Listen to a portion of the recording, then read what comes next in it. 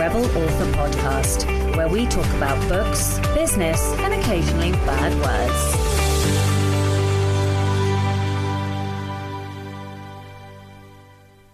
Hello, Rebels, and welcome to episode 149 of the Rebel Author Podcast. Today is a little bit different because CM Newell is turning the tables on me, and I am the guest on the show, which is kind of crazy. We're going to be talking all about the anatomy of a bestseller, my brand new book, which I hope that you are all going to go out and read and buy, because I have to say, even though I have suffered with a serious amount of doubt, the early feedback is phenomenal, and I am officially over the doubt. I'm super proud, and I'm just excited to share this bad boy with you. So let's get on with the episode. So last week's question was, what is your poison of choice? Ian Worrell said, I used to like beer if alcohol is what you're referring to, but I don't drink anymore. Now I order nachos from Pizza Girls close to my home as they make the best ones. Jackson Hollingsworth said, I love root beer, the standard cheap kind that isn't actual root beer. I don't have it often due to how unhealthy the caramel colouring and corn syrup are, but when I do have it, I definitely enjoy it. Edwin Downward said, looks like I'm in the root beer camp, though you'll most likely find I have a hot cup of tea in hand. Sasha talks about having her mind blown with new ideas on this podcast. I have to admit, this episode is filled with nuggets. I'll have to roll over in my mind to pull out the most actionable parts. One thing bothers me though, all of Zoe's talk about reader/fan feedback seems to assume we're receiving enough to be statistically significant. What if that isn't the case? Okay, so this is Zoe York's episode, which I think was 2 episodes ago. I think that's a really good point. My question to you would be, how much are you trying to solicit? Are you just waiting for it to come, or are you actively trying to solicit feedback? Okay, Sarah Snipes says, and obviously my answer to your answer would be different depending on what your answer is. Oh my God, that was complicated. Okay, so Sarah Snipes says, I love this episode and her How I Stumbled My Way Through story. So encouraging for newbies. Poison of choice, ooh, that's a tough one. Is it coffee or wine? Eek. Okay, and so this week's question is, what bestseller will you deconstruct after listening to this episode? Okay, so in personal update, it is literally launch day for me. Hooray!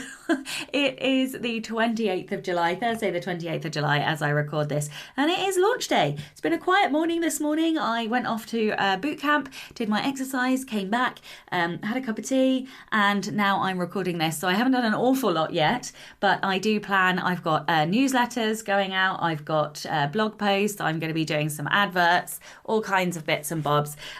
Really ran out of time on this one in terms of doing like a big spectacular countdown and all the rest of it and pre-order, but that's okay. Once a book is live, you can continue to promote it, so I may well do some things when I'm back from South Africa as well. I haven't quite decided yet. We'll have to see what time will allow. So in other news then, I have just 9 sections left to go on the audiobook.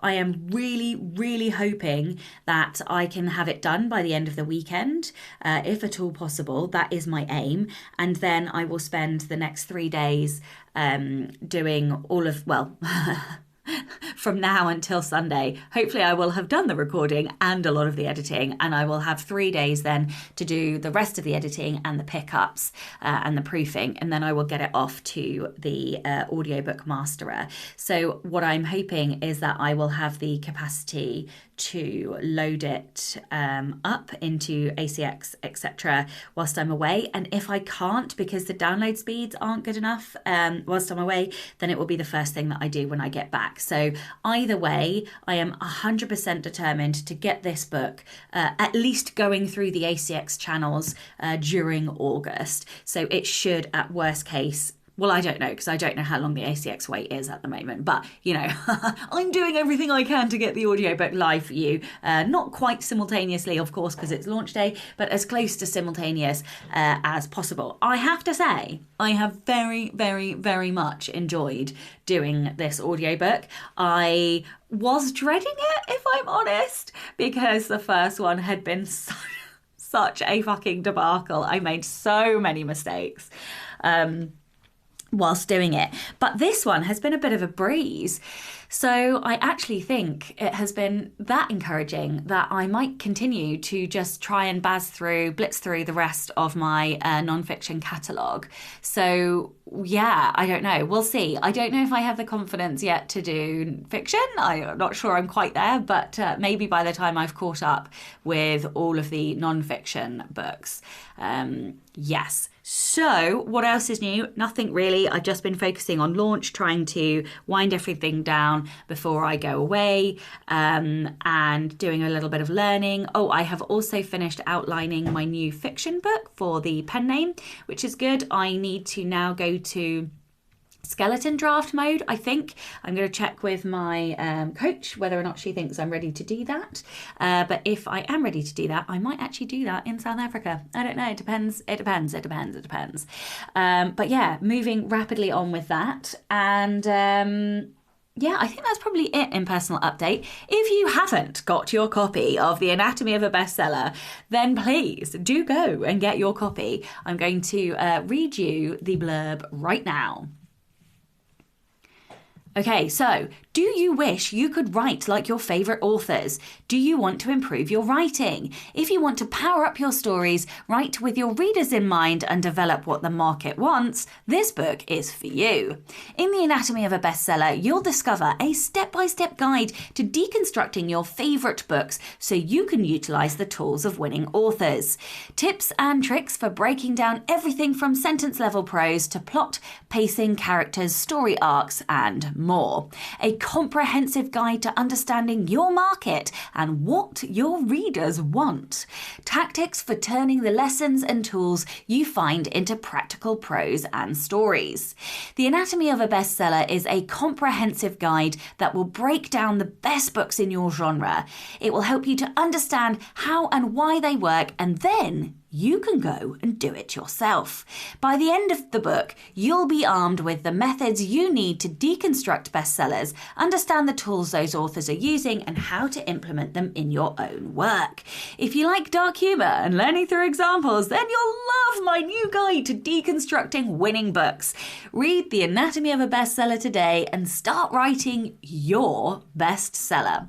So if you haven't got a copy yet, please do go and get one. You can buy direct, you can get it on all of the stores, Kobo, Apple, Barnes & Noble, Google Play, and Amazon. So yeah, you can get it absolutely anywhere. And of course, if you're waiting for the audio, it won't be too much longer. All right, I think that's it from me. Of course, that was this week's book recommendation. I couldn't think of another one. So let's go on to the Rebel of the Week. The Rebel of the Week this week is Katie Rice. Katie says, in the middle of a bitter divorce, I know, I'm being redundant, my ex tried to get me to sign a confidentiality agreement that would prevent me from writing anything about our relationship. That included 2 kids, 1 dog, 3 home renovations, countless parties, basically more than half my life. I couldn't even write about our vacations, and I had been a travel writer. Oh my God, what? It said that I couldn't even talk to an accountant or lawyer unless they signed the same agreement. And then the clause said that if either of us, meaning me, I'm the memoirist, violated this provision, I would consent in advance to all sorts of punishments, including a restraining order and injunctive relief, whatever injunctive relief means. And I'm not sure how a restraining order applies to someone who talks a lot. And how would they restrain me? Tape my mouth. Slam my laptop closed. Clearly it was an intimidation tactic, which failed. Good. Of course, I refused to sign. And guess what? And guess what I wrote about in the book I published last fall? Some stuff about him and me. Not a lot. I don't want to be that bore droning on and on about her ex. But one chapter is called... Oh my God, if sex is so bad, why did God make it so fun? So of course I had to write about my sex life, including but not limited to the parts that involved him. Now, no spicy romance or erotica, which I enjoyed learning about in the Rebel Author podcast episode 138. However, it could fit into dark romance, and who knows how I might spice up the next memoir. Thanks to all that I keep learning from the Rebel Author podcast. Oh my goodness me, I love this, and I love that you didn't sign that as well. What a fucking ridiculous contract to have sent you, absolutely bananas. Thank you so much for that. That gave me a giggle today. If you would like to be a Rebel of the Week, please do send in your story. We really are always in need of stories. We sort of wax and wane between having a handful and then or being on the edge of not having any at all. So yeah, please do send in your stories. It can be any kind of rebellion, big, small, or something in between. You can email your Rebel story to Becca over on rebelauthorpodcast@gmail.com. A whopping thank you to brand new patrons Katrina Marie, Mackenzie Alexander, Shirley Day, and Sparky Hazard. You guys are freaking awesome. Thank you so much for joining the community. I really appreciate it. You guys help to make me feel like what I do is worthwhile and it's having an impact. And trust me, from someone with significance, that means everything. So yeah, I really, really appreciate the support. And I love the community that we have as well. So an enormous thank you to my existing patrons as well. If you would like to support the show and get early access to all of the episodes, as well as bonus content, you can from as little as $2 a month by visiting patreon.com/Sasha Black. Okay, this episode is sponsored by Pro Writing Aid, but rather than hear me talk about that, because you're going to get a lot of that this episode, let's listen to the ever-amazing Eden. So I really like Pro Writing Aid because it acts as a second set of eyes to help me pick out any of the subconscious mistakes or any of the overused patterns that occur in my writing. Apparently commas are my worst enemy, but thanks to Pro Writing Aid, it's gotten a lot better. As a result, my writing is clearer and better structured, which is a fantastic plus for a writer, certainly. Hello, Rebels. This is the Rebel Author Podcast. Today, we're talking to none other than Sasha Black. Sasha is a best-selling and competition-winning author, Rebel podcaster, and professional speaker. She writes educational nonfiction books for writers and sapphic books for young adults. She lives in Cambridgeshire. She lives in Cambridgeshire, England, with her wife and son.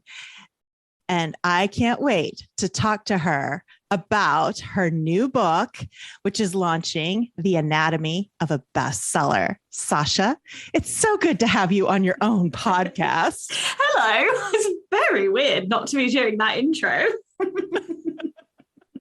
Thanks for hosting or taking over. I'm very rebellious of you.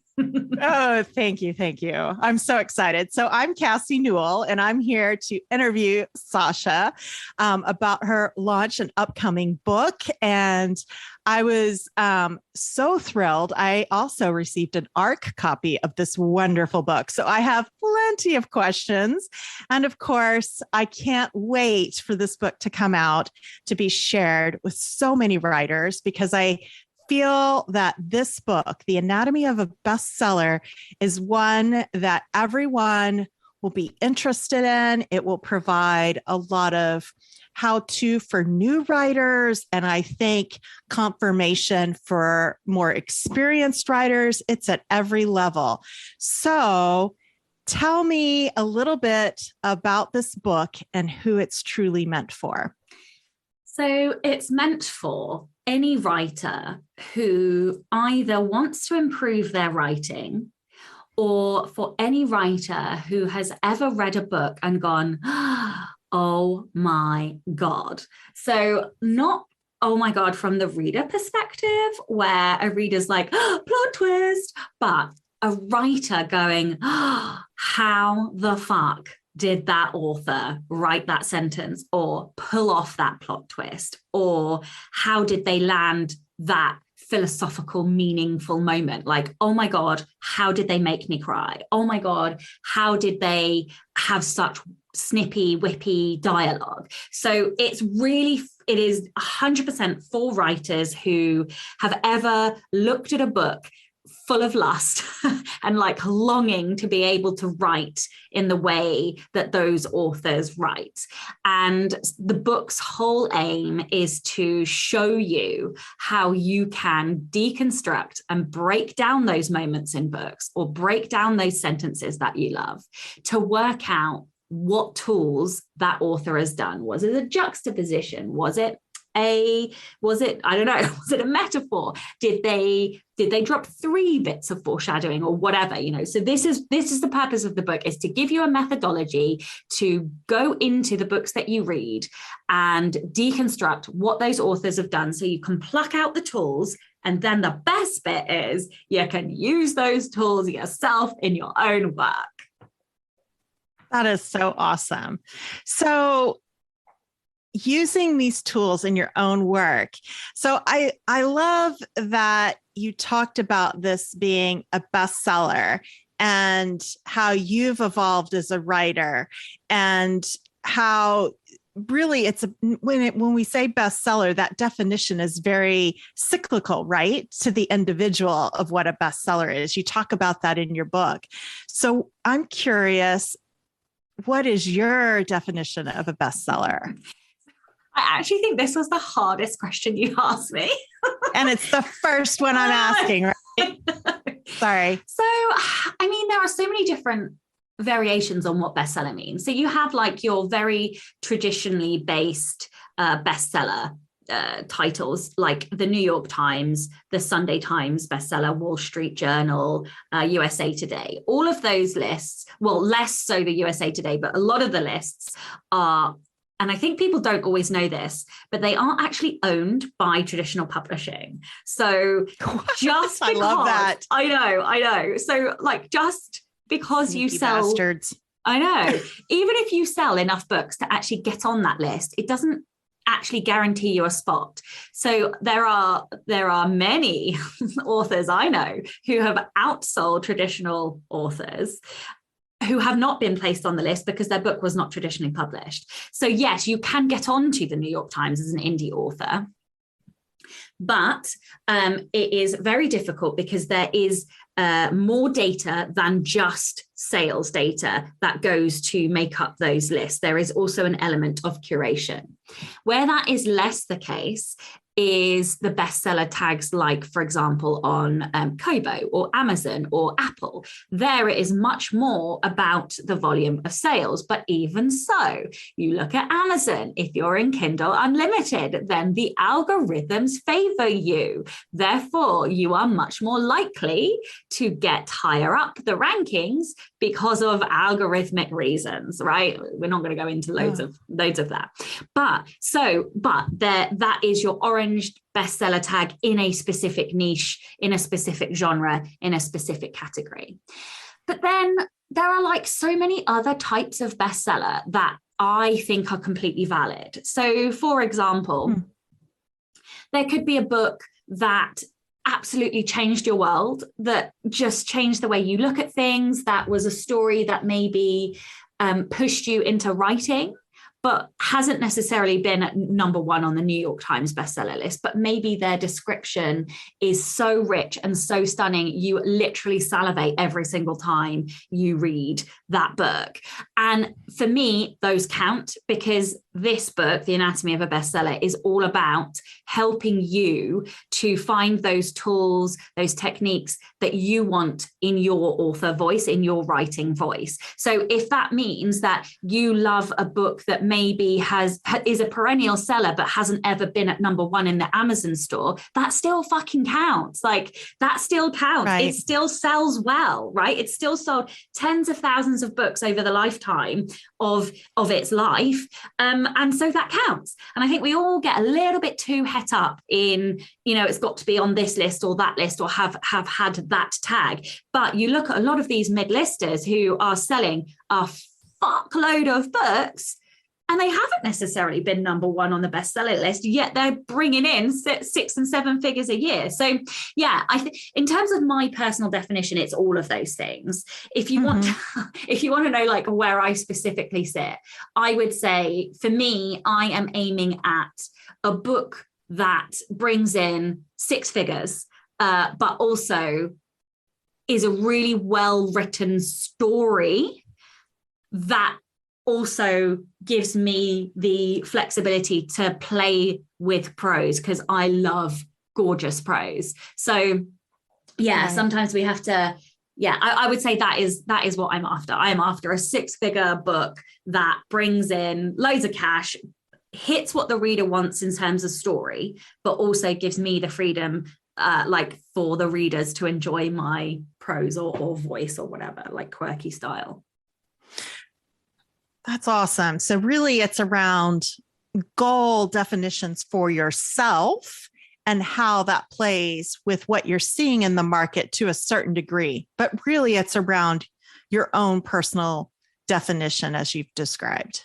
Yeah, absolutely. Absolutely. Because when you come to this, that like I talk about this quite early on in the book and then again later in the book, towards the end of the book when we look at market, but a lot of writers will not align their goal with either their reading or their market research. So let's say, for example, you want to kill it in an indie genre, in an indie niche, some genre that is mostly owned by indie authors, and those books are predominantly in Kindle Unlimited. But what they're doing is they're reading all traditionally published books. Well, that is not a good thing to do, because whilst you might enjoy those traditionally published books, they are not delivering to the reader market that you're about to go into. So you need your reading to align with your goal. If you want to be a traditionally published author, then you should absolutely be reading traditionally published books and deconstructing those books to see what they do. If you want to be a super successful indie in KU or a super successful indie wide or whatever in a particular genre or niche, then that is where you should be focusing your reading. Very good. So I'm going to kind of change up my questions here, because I think this leads us into the discussion of talking about the constructive comparison at the heart of this book, right? So how does one determine, without having an overinflated ego or imposter syndrome setting in, it's comparing, but for purpose, for learning, for figuring out the mechanics behind the success. So I just want to know, what this book was the first move in which you studied it this way. Was there a particular aspect in school that said, Sasha, we want you to deconstruct this classic, and then this came to you later in your writer journey? Like, what started this process for you? It was a mindset shift, I think. I definitely did not particularly enjoy. I feel really bad about this because everybody has a teacher, right? And the teacher was my English teacher, and he is phenomenal. And it's funny because I recently reached out to him just to say thank you. He's like the headmaster in an Irish school now. And I managed to find him online just because he left such a mark on me.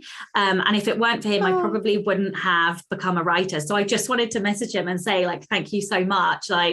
And the funny thing was, when I left the school, I'd given him this leather leather cover that goes over like not like a Filofax, but that kind of thing. He still has that to this day, and whenever he uses it, he said it always reminds him of me. So it was such a lovely touch point to get back in touch and just say thank you. But anyway, I didn't. I loved the creative writing lessons that we did in with him, but I didn't enjoy the deconstruction. And I think it's because, looking back now, in education, you stop at why. So that I kind of talk about the fact that there are 3 levels of reading. There is the what, the why, and the how. And when you are just pure reading, you only interact with the surface level plot. So there's a boy on a quest. The boy discovers the sword of death, and then the boy kills the villain. That is the what of what's going on. then at school, you kind of go a bit deeper and you look at why. So you look at like thematics, you look at what the author meant, like what was he really saying? What was the philosophy? And that was great at school, but it used to wind me up because I didn't know how the writer had done what they'd done. And that was really, I think, what I was after. But I never got to that conclusion until much later in life. So that was like the seed, I would say, was my English lessons at school. And then I went to university, forgot all about English, studied psychology. And then I started reading again when I was in the my corporate helmet. And I loved reading so much that I'd kind of been reminded how much I enjoyed the escapism and stuff. And then I started writing like with the intent to publish. And that was the point at which my mindset shifted. And instead of going into reading knowing I was just reading, I was going in knowing that I was a writer now. And that changed things for me because as a competitive person, I naturally go in and go, oh, this shit is good. Like, how the fuck do I do that? And so that going in, knowing I wanted to be a full-time writer meant I had to get better, meant I had to improve. And in order for me to improve, I needed to know how they'd done what they'd done. And so that was the point at which my brain completely veered and was like, every single time I saw anything that I liked, I was like, how did they do that? How did they do that? I want to do that. How do they do that? And so that was awesome. Yeah, that was the shift. So let's talk about that a little bit. So in your book, you talk about the two types of reading, entertainment and intentionality, right? For further learning, for those of us that are very learner oriented and trying to like, I don't know, you're describing it and I'm like, Sasha, Sherlock Holmesing it, like she's just figuring it out. So with that in mind, like, did you know ahead of time when you pick up a book that this is for entertainment or if this is for further learning? Or were you halfway reading this book and going, oh my God, I love this. I have to like deconstruct it as I go. Like kind of talk us through how you choose when you're deconstructing. Is it immediate? Do you know ahead of time? Is it planned or is it something as it goes? So this is a hard one for me because I would say that as time has gone on, I find it harder and harder to turn it off because it's become a bit of a superpower for me personally.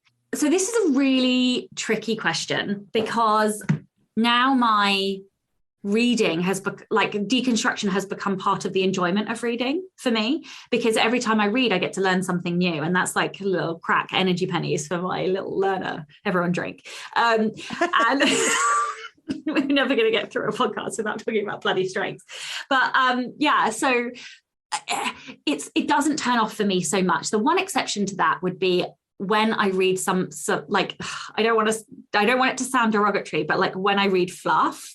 So if I just read a book that is like pure fluff and it's almost that guilty pleasure, just a story that like you read, you enjoy in the moment, and then it's kind of gone afterwards. Like it's not a thing that you're going to remember forever. Those are the books that I can kind of still do that with. But now, the more I like a book, the more I want to know what they've done. So, because obviously if I like it, I'm like, oh, this is really good. Like, therefore I value something this author has done. Therefore I need to know how they've done it. And so, I would say the more like something, the more I deconstruct it. In terms of choosing, I would say there's a few different things that I do. So the first one is I personally want to learn how to do something new. So for a long time, description was a real weakness of mine. One of my editors said, you're very good at this, you're very good at that, but your description needs work. So I was like, okay, fine. So I went and asked lots of friends, lots of readers. I asked Bookstagram, what are the best descriptive books you've ever read? And then I abused my bank and brought a load of those books, much to my wife's dismay. And then I started reading them, and I read them knowing full well that what I was after was description. So I was purposefully looking for anything they'd done that was descriptive. Did they describe a building? Did they use a metaphor? Is there a new character being introduced? Well, then you're going to get a description. So what does that description look like? And how does character description differ from building description? And so that's one thing that I do, is I go in knowing. Another thing I do is read for genre. And so, for example, I've just moved into a new secret genre. And so I am reading a lot of books in that genre. And for me, that's more of like a helicopter, like bird's eye view. So like once you get to a certain point in your development, you know how to write a good metaphor, you know how to put a juxtaposition in, you know how to make your line of character description work twice for you because you've got personality and appearance in there, right? You get those basic things. So when I move into a genre, it's more about that helicopter view. Well, what patterns are there? What am I seeing more than once in a book? Is it all enemies to lovers? Is it all there's a moment where they accidentally touch? Okay, well, that's significant because that's been in 3 of the books that I've read.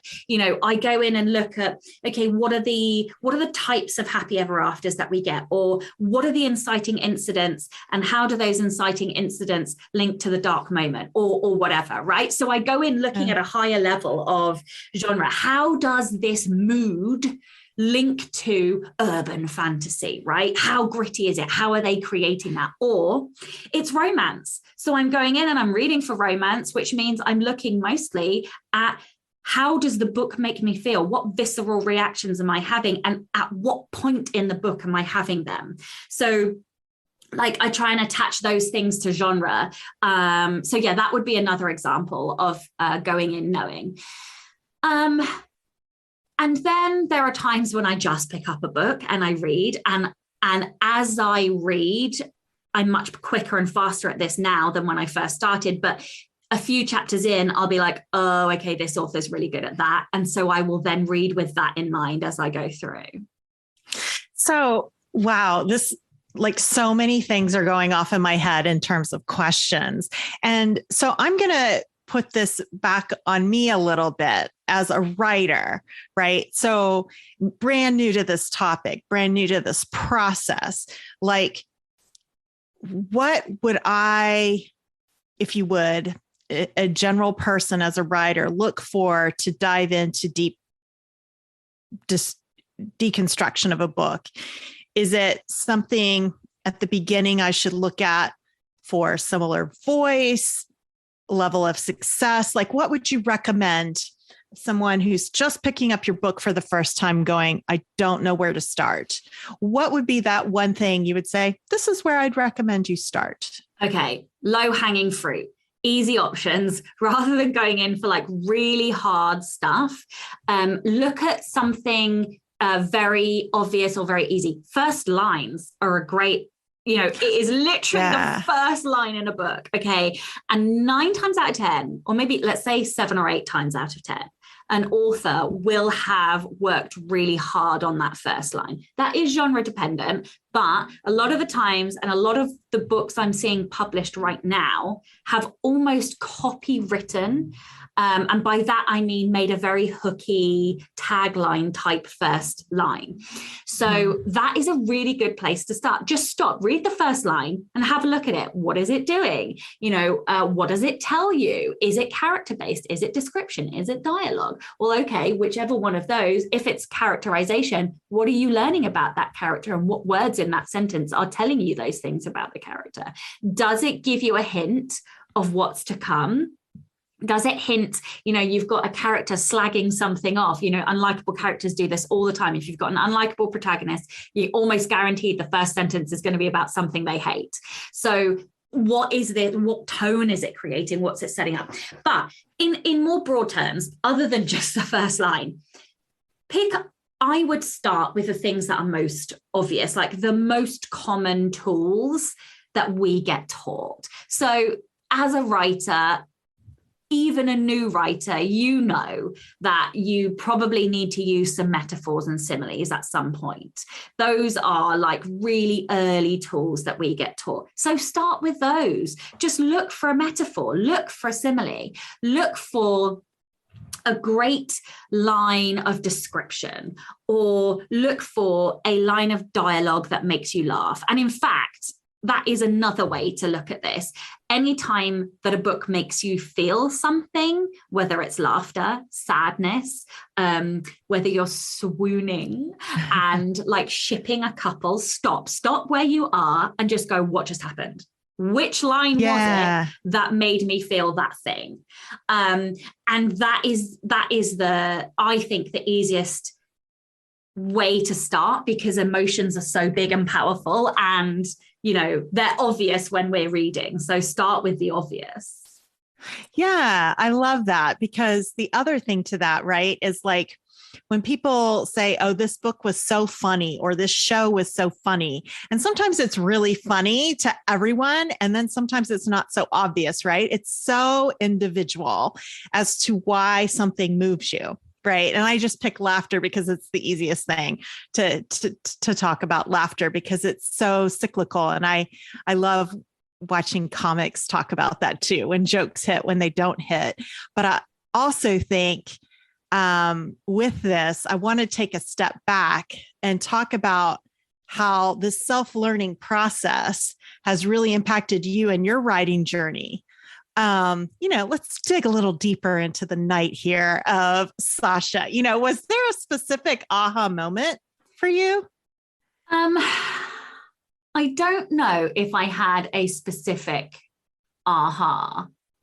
I think I have a book where I was really like, oh, I am really starting to pull things apart.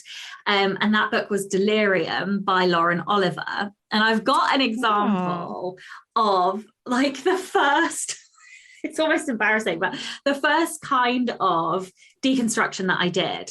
And so I thought I would read what I did. So what I'm going to do is I'm going to read the sentence that I picked out, because I wrote this up in a blog post, because this is how I came to writing bloody nonfiction, because I was sharing the things that I'd learned and I had to write them down. So the sentence from Delirium goes like this.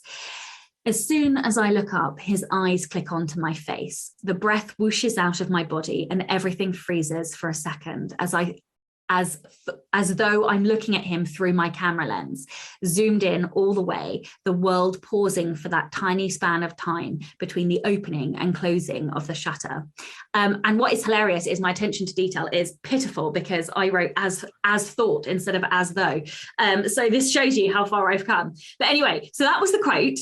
And then this, what I'm going to do is I'm going to read my original analysis, and then I'm going to tell you all of the things that I pick up now, so you can see like the difference and the progress. This is going to be fascinating. A before and after on live podcast. Right, exactly.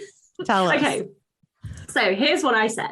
I mean, the thing is, I knew this was the show-stopping love interest just from the description. And that's kind of the point, is it not? To tell the reader something the character doesn't know. How did she do it? Well, the sensations Lena feels, for one, the air whooshing, time stopping. But frankly, I think the camera lens is a fucking genius metaphor. It drills straight into our subconscious. Lena is in the middle of chaos and yet has a moment of pause where she focuses on this boy. The metaphor description of that pause is not only describing the moment, but it's also an instruction to the reader. You there, readerly person, focus on this boy character. He's important. # that is all. She tells us to zoom, in her words, genius. And now I'm like, oh my God, this is so embarrassing. I can't believe I just read this. But no, okay. I thought it was pretty awesome. Maybe because I'm new to this, but that sounds like something I would say. Okay. So it also, because it's obviously nonfiction voice, and I'm like, I would not write like that now. But anyway, this is good. Okay. This is a good deconstruction. The difference now is the level of detail in which I would go. So let's look at this. So first of all, in the quote, what I miss in this original description is how many points and nods this girl does to the camera. So the very first sentence is, as soon as I look up, his eyes click onto my face. She could have chosen any other word, but what does a camera do? It clicks, right? I didn't even pick up on that the first time I read it, but she is extending this metaphor and putting nods to the camera metaphor throughout the whole paragraph. Everything freezes for a second. Well, what does a camera do? It takes a photo and freezes a moment in time. Zoomed in all the way. The world pausing for that tiny span of time. So she's also talking about the fact that a photo, is a moment in time. So she's referring to this camera metaphor in so many different layers. And then the other thing she does is she has like a yin and yang kind of juxtaposition in here, opening and closing. So two ends of it. So she's used like that really nice full circle opening and closing. And then shutter is another word that links to the camera.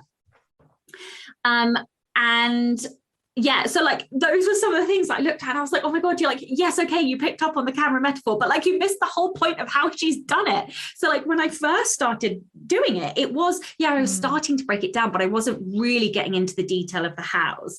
There was something else that I picked up on as I was talking. This is not only describing the reader at the moment, but also instruction to the reader. Yes, so...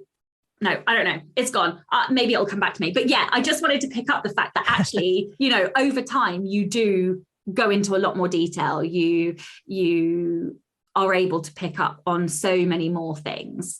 And yeah, so I just thought I would share like a before and after. Gosh, I guess that kind of makes me think about, I've been doing some deconstruction as a result. I've been looking at the various books, and I think I'm very much at the beginning. Sometimes I don't know why I like something, but I mark it anyway. Mm-hmm. And then I think once I'm out of the story, I'll go back to it, kind of as you've done here, right? So I love that deconstruction under your guidance in this book is very personable, right? There are no experts in this process. You made that so clear through the book, which I completely love because, right, all of us learn and take things in differently. Like we talked about humor just a minute ago. So how do you become at ease with what you're doing? And if you're doing it right and getting the most out of this effort, I think that's something that plagues me. Like I go through this and I go, am I doing this right? Am I categorizing this right? Like I'm just kind of in my head about it. So yeah, can you talk about that a little bit more? Like how do you get the most out of this effort? I'm gonna make you really uncomfortable and I'm gonna not go into any detail, but you work in clinical research, right? I do. Okay, and that's all we're gonna say. So you work in clinical research, which means when you go into a study, you don't know anything. You don't know what you're going to find. You don't know what the result will be. You have a feeling that you might know what the result will be, but you don't know until you get that hard data and the evidence of whatever you're predicting as you go into the study. Mm-hmm. So obviously, like you have some knowledge, you obviously have scientific background, so you have scientific education, and we have reading as our education, but we don't know before we go in. And the thing is, everything that we know today, we didn't used to know. Somebody had to discover it, right? And this is the important thing. We can discover things ourselves. And the thing that I really want to impress is that it doesn't really matter what you discover versus what I discover. That is comparison for the sake of like comparison. What is important is that whatever you discover, you love. It makes you light up. It makes you go, oh my God, I love this technique. I love that sentence. I can do that now. And it doesn't matter what I find. It doesn't matter what Scott or Yanni or, like Matt or any of the other patrons find. What matters is that what you find lights you up, because that means you can incorporate that into your writing voice. And at the end of the day, we all write in different genres. We all write in different niches, and we all have different styles and different voices. And that is the most important part of this. Like, and that's why it's actually probably really important not to like compare what, you know, you're pulling out to somebody else, because what they are pulling out might not be important to you. And interestingly enough, when an author writes the book, we don't know which of their sentences are their favorite and which of the sentences they put in to try and foreshadow or to try and push you off track, or in a mystery book, or what they think they've put in to create a certain image in your mind. It's just like when a book gets translated to a movie, everyone's like, well, that's not what I pictured the character as, you know? And it's the same thing. So when that book gets translated to the reader and then you're picking out the stuff that they've done, it's not necessarily going to correspond with what the author felt was important when they were putting it in. Like, guaranteed that I have one particular reader who reads my fiction and always picks out sentences, and it's never the fucking sentences that I think they're going to pick out, right? And that just goes to show that everybody's experience with the book is different, and that's okay. That is the point. That is what creates uniqueness and originality, is that we all like these different things. So by the very fact that you like something, that should give you confidence, because you're getting to know what your preferences are and what your voice is. So yeah, power. So just as we're talking, I'm thinking too, the intentionality of writing from what you've learned. So do you look at this process as something that a writer subconsciously will do as a result of deconstructing and learning? Or do you think it's something that you should have as a part of your process, maybe in editing? Like, is there a part in which to bring this in? So I don't want to dictate to writers what their process should be, because I don't think it matters. I think as long as you're getting to the end of a book and you're proud of what that book is like, then that is all that matters. Yeah. If you're asking how I personally do it, with anything that I learn, I have to learn consciously and intentionally. I'm just not intuitive in that way. I do have some intuitive things that I do, but learning is a very intentional act for me. And I know that's not the case for everybody, and that's also okay. But I will intentionally learn these things, and then I consolidate that information. And that is partly by putting it into action and writing other stuff and trying things. And it's partly through reading new books and finding the same tool that a different author has used or whatever. And then what happens is, once you've consolidated, or at least for me, it goes into my subconscious.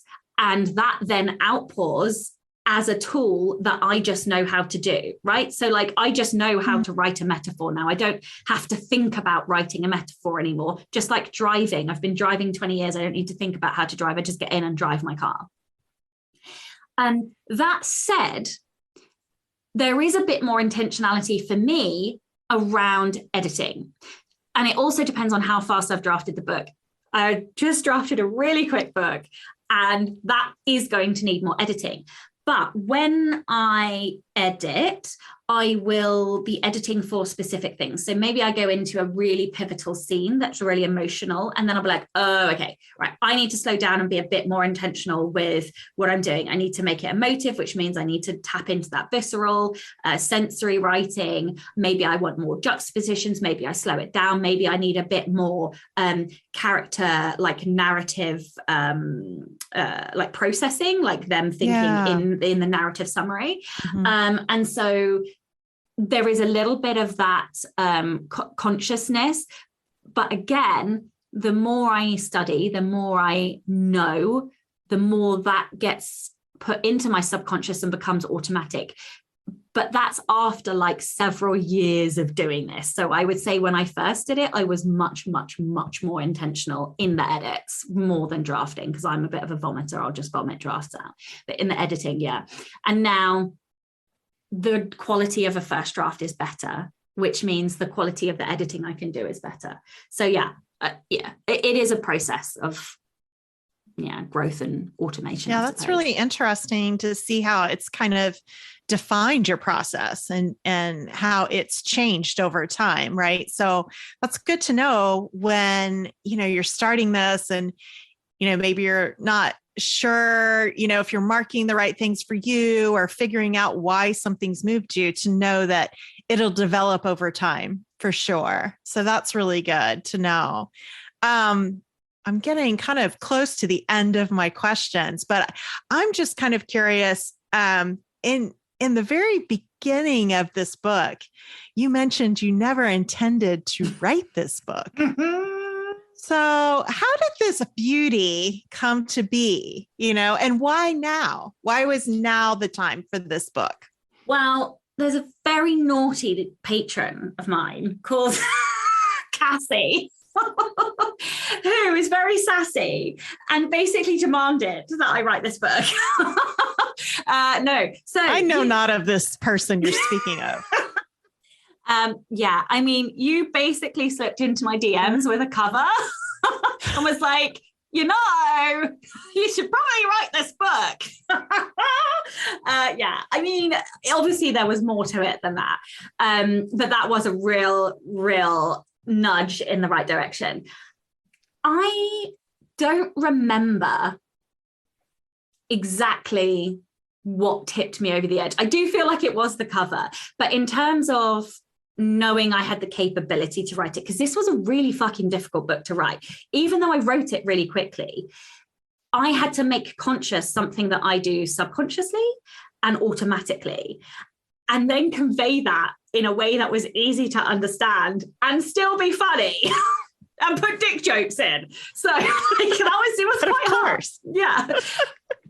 But what has helped is that with the Patreon, we have a Rebel Readers level, which is $15 a month. And then every quarter we read a book together. And we started deconstructing those books together. And what that means is we would all read, we have a Slack channel, everybody talks about the book. And then I present the book. Essentially, I break down all kinds of stuff. We never know what I'm going to break down until we arrive. Like, the faith that you guys have in me is so reassuring because, but yeah, so like we've broken down various books, and I would either like pick out a trope and we would talk about like what made it that trope and how they did it and the characterization or the character arc, for example, or the description or the symbolism. We've broken down so many different things, and we never know what it's going to be because we haven't read the book before it happens.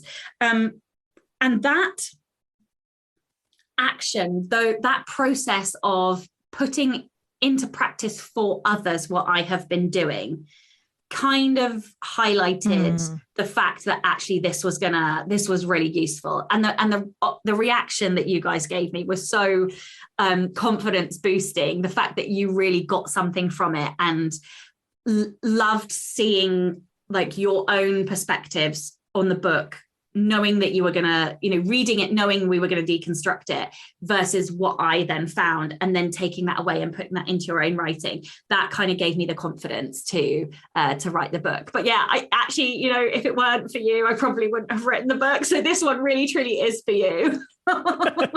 And I love it. And I've already started doing the things. I think too, just a little plug for Rebel readers is that the aspect of reading the book and coming together, discussing a book like you would in a book club, this is just more tactile.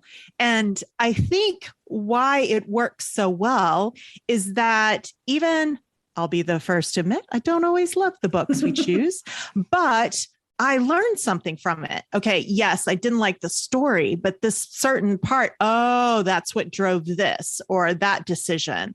Or, how the story arc really hit here and how the interaction with various side characters moved a plot forward even, so there's lots of mechanics in there, not just around description, narration, but also big story items around trope and around character and emotion that's very tactile, that I think when you look at craft books, you're on your own.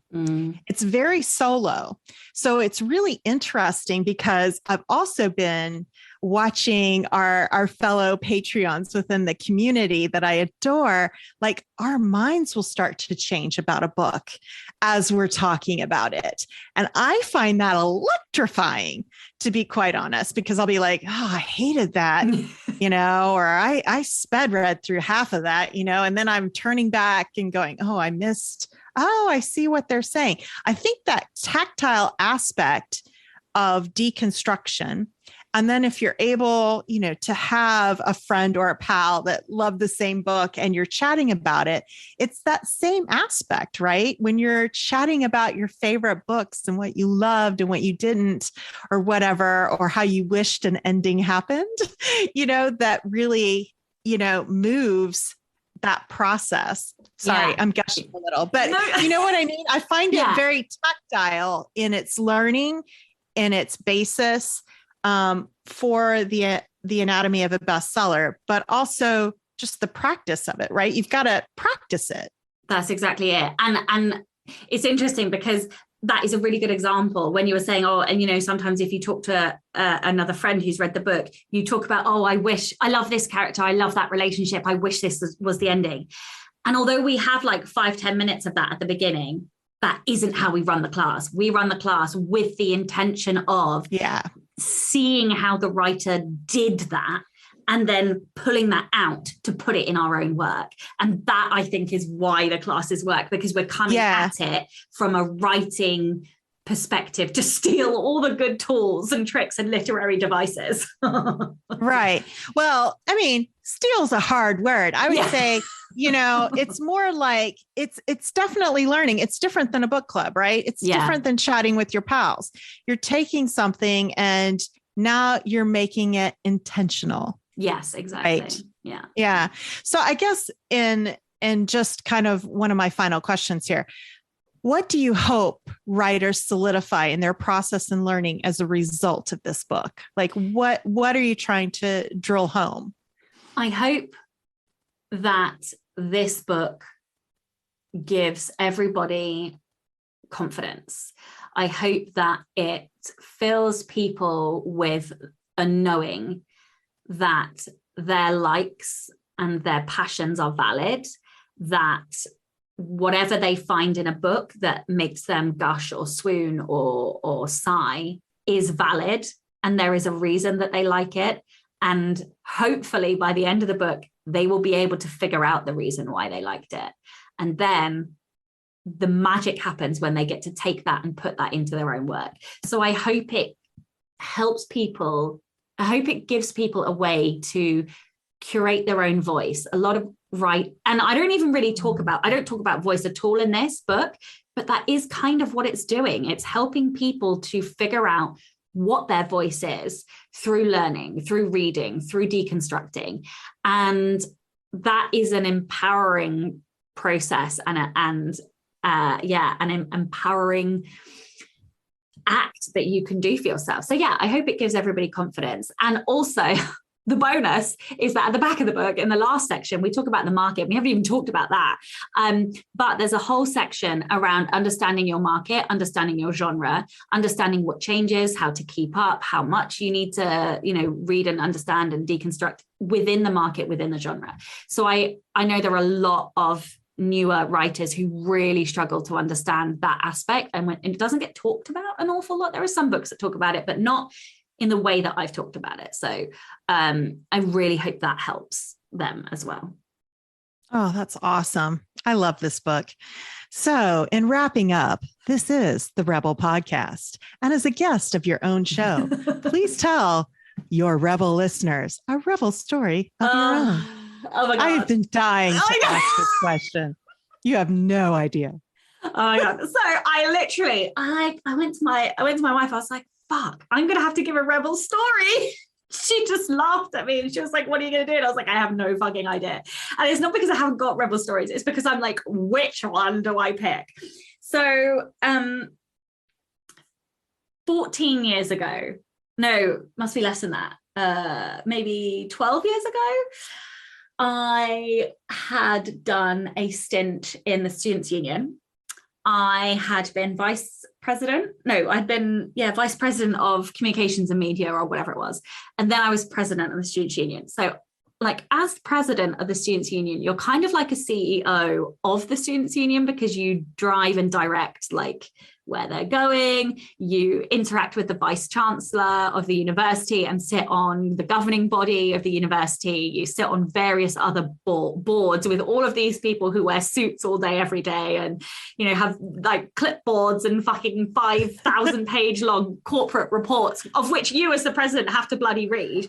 And I used to love sitting in meetings. I remember picking out mistakes and problems, and I used to really wind up some of the very corporate bods who were very serious about their jobs. Anyway, so at the end of year summer party, we have like there was a vice chancellor Students' Union drinks, and we got to invite some friends. So I'd gotten onto this fast track management scheme, which was also in a very corporate, very conservative organization. And so I'd invited my fellow, what are they called, like grads, to come to this party. Now, the reason I don't drink very much anymore is because I'm a bit of a fucking liability. And I'm a really bad influence because I can really encourage people to drink more. And I thought it was a really good idea to drink tequila. So we're in this party with basically a whole cohort of very serious corporate graduates, a whole group of very serious governing body governors of the university and directors of the university and the vice chancellor. And I'd gone in wearing a bright red Jessica Rabbit type dress. But the thing was, Cassie, I couldn't wear any pants, pants being knickers, because I know this is like so underwear. I couldn't wear any underwear because I had really bad VPL. So I went commando, and it was all good. It was all fine. It was all fine until the tequila came out. And then I got a bit naughty, and basically I decided that I had no more fucks to give, and that I didn't want to go into a new organization, without people really knowing who I was. So I got very, very, very drunk, and I basically flashed the vice chancellor my butt cheek on the way out of the party. And he was like stood there in absolute shock and dismay. And obviously all of the rest of my corporate cohort were there. So before I started my graduate management scheme, everyone had seen my bum cheeks. And I just didn't give a fuck because I was really, really drunk. And in fact, my colleague was so wasted, he ended up pissing up his own bedroom wall because I'd given him that much tequila. He thought it was a toilet. So it was a bit of one of those nights. So yeah, my rebel moment, my rebel exit was flashing my vice chancellor. Excellent. They knew you in a way they just didn't know before. And at the same time, they realized a party with Sasha means something extremely different. This is why I don't drink. Nobody needs to see my bum cheeks.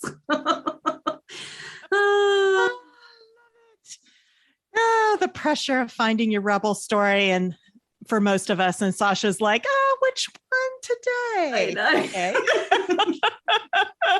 Well, thank you for allowing me to interview you on this epic podcast and for this fabulous book. It means a lot to me. I think it means a lot to new writers just figuring things out. Maybe they don't have the opportunity to take a lot of courses, or they're just trying to discover for themselves. What a great place to start. So thank you for writing this book, not only for me, because my significance loves that, but for writers in general, because I think it's going to be a go-to tool. I really do. I think it's wonderful. So thank you so much. Encouragement. You're welcome. So Sasha, tell everyone where they can get this wonderful book. So the book is wide, which means you can get it on any retailer, and I will leave a link in the show notes. The other thing that I wanted to say is at the back of the book, there is a bonus goodie. If you sign up to my mailing list, you will get a additional document with 3 more really detailed examples of deconstruction in practice, looking at 3 different tools in writing. So yeah, there is like a bonus. If you read and enjoy the book, I think that will really help to solidify the learning. So yeah, I do recommend getting that. Not least because it not just because it's on my mailing list, but because I do actually think it's a good tool. But yeah, so all the links are in the show notes. It will be on all of the stores. Awesome. Thank you for hosting me. You're welcome. I'm Cassie Newell, and you are listening to Sasha Black, and this was the Rebel Author Podcast. I'm back. What an amazing host Cassie was. Thank you so much for taking the time out and for encouraging me to write the bloody book. The dedication is actually to this Cassie, the one and only. So yeah, this one was for you, Cassie, you naughty fucking minx. And yes, next week I will be back in the hosting chair, talking to AK Mulford. They are a fucking powerhouse on TikTok. They managed to secure a multi-7-figure deal with a traditional publisher for their fantasy, romance, queer, amazing epic stories. So we are going to dive into that, and I have to say they are an absolute delight. I adored speaking to them, and yeah, I think I fell a little bit in love. So yeah, I've had a few episodes like that recently, so I've been very much enjoying the interviews, and this one is another one of those. So join me next week for that. Oh, yes. And of course, if you haven't got your copy, go and get your copy of The Anatomy of a Bestseller. It's out now, everywhere. Don't forget to tune in and subscribe on your podcatcher. And when you have a moment, please leave a review.